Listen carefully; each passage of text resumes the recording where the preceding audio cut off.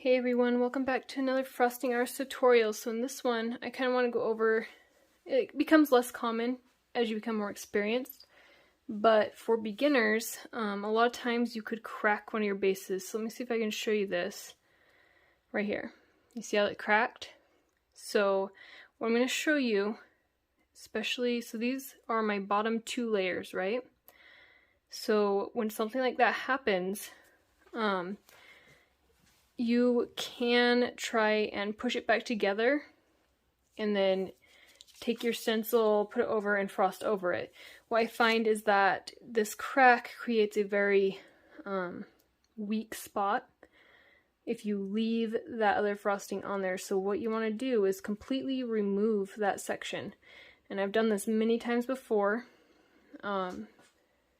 Whether I accidentally bump it or something happens where I somehow peel it up. Sometimes if you don't let your layer below dry enough, sometimes when you put the next layer on and then you go and peel up your stencil, it'll bring a chunk of the lower layers with it, which is probably the most common, is when you frost too soon and then it peels up the lower layer.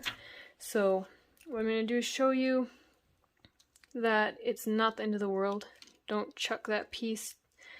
You can just peel out the part or leave that part out that ended up peeling up. And then you just take your color, your next layer, and you just frost right over it as you normally would. So you do want to just be extra careful in this area to make sure that you don't go towards it that much, because it is not the same thickness as these. So your stencil is slightly raised up, so there will be gaps. So what I do is I start that direction and frost away from that edge there.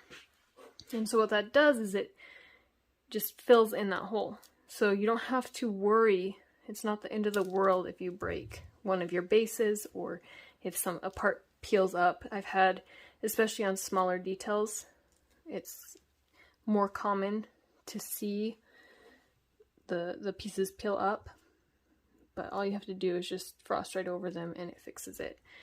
So, and you just later, just as you continue frosting, you just want to remember where that piece was that peeled up. So when you are scraping these off, you don't scrape from that spot. So like when I peel these toppers off, I'd probably scrape from above on this one, just to avoid potentially cracking it again, because it will have a weak spot there since it is not all the way across.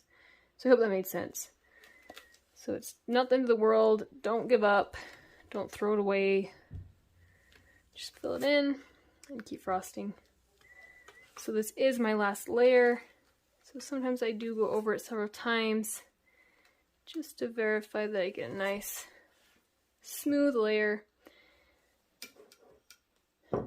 And sometimes you do get, right here, you can kind of see the white shining through. I personally think that's just adds to the technique. I like being able to sometimes I'll frost a different color underneath. That way when I go over it again, you can almost kind of see that color through it. So if you want it to kind of have slightly different colors, you can do that. So yeah, as you can see, this one looks good as new. Even though it was missing that whole bottom piece, it filled it in, and no one will even know that it was missing. So thanks for watching. Remember to like and subscribe, and if you're not part of our support group yet, I suggest that you jump down into the description and join that group. We will be continuing to list more tips and tricks to this frosting arts technique. Thanks, bye!